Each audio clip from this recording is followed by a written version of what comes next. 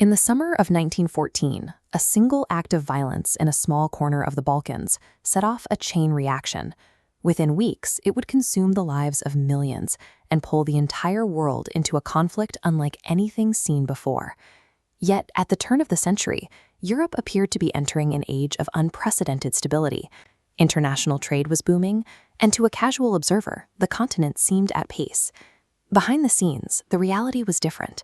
Major powers were engaged in a quiet but massive arms race, a policy of militarism where every nation felt that only a larger, more modern army could guarantee its safety. To manage this tension, countries signed mutual defense treaties. These agreements split the continent into two opposing camps: the Allies, led by Britain, France, and Russia, and the Central Powers, anchored by Germany and Austria-Hungary. These alliances meant that any local conflict between two small nations would automatically drag the world's most powerful empires into a fight. The trap was set. It only required a spark to trigger the mechanism.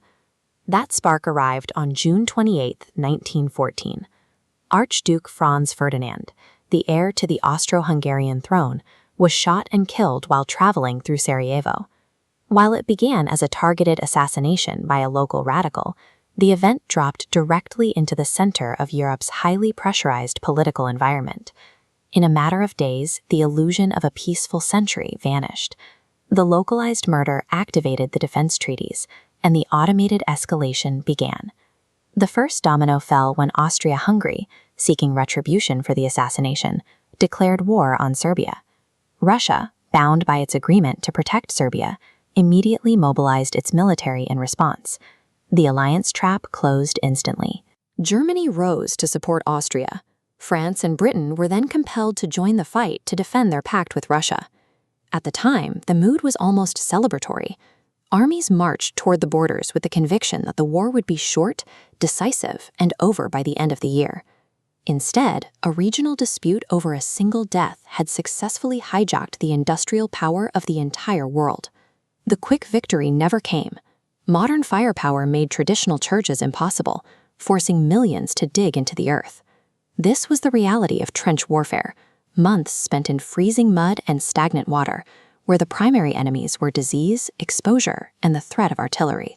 The fighting shifted toward mechanized slaughter. Positioned behind sandbags, heavy machine guns could now cut down thousands of advancing men in mere minutes.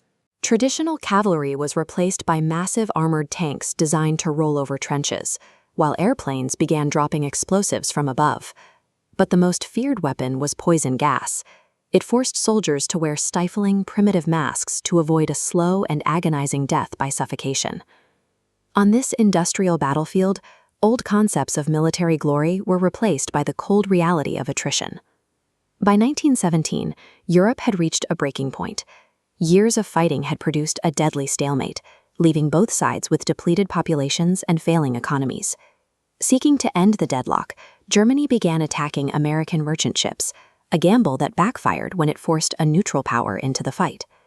The United States entered the war, bringing a massive influx of fresh soldiers and untapped industrial resources to the Allied front.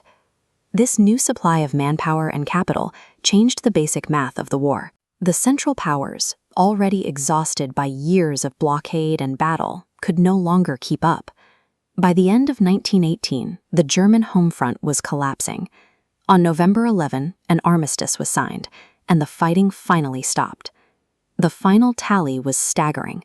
Over 16 million people had died, leaving behind a global landscape of grief and empty homes. The physical destruction was just as severe.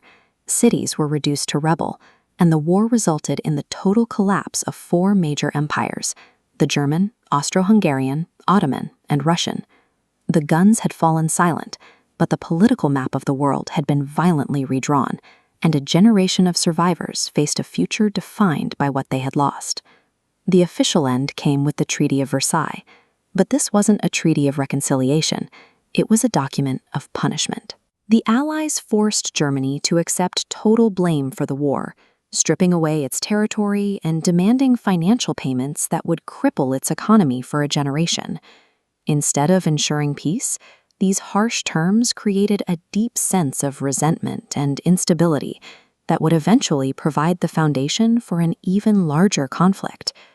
The small spark of 1914 had ignited a fire that would smolder for 20 years before exploding once again. To see how these events continue to shape our world, subscribe to Time Tales Hub.